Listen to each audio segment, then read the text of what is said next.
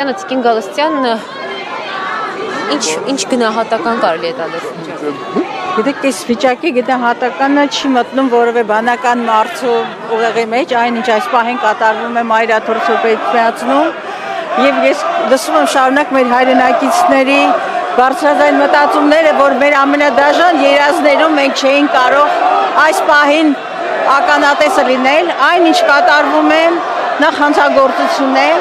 եւ քրեորեն պատժելի հանցագործություն եւ ավելի քան ակնհայտ է, որ այն ուղղորդված է Հայաստանի Հանրապետության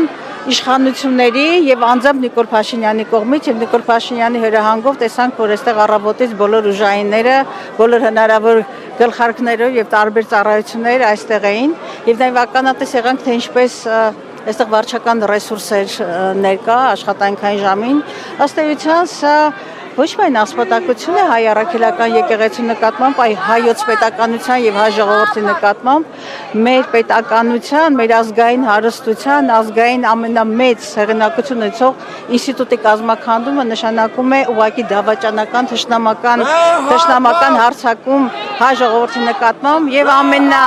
ինձ ավելի քան հստակ է եւ շատերին, որ սա թուրքական ծրագիր է, որը իրականացվում է իրենց տեղապահների կոնկրետ Նիկոլ Փաշինյանի ձեռամբ եւ սա քաղաքական օրակարգն է Նիկոլ Փաշինյանի քաղաքական օրակարգը կազմաքանդել հայ ժողովրդին եւ նրա հավատը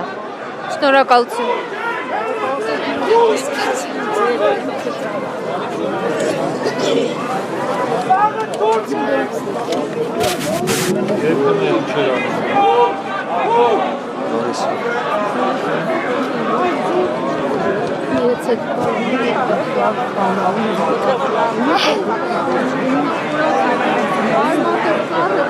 կամաց արի ոչ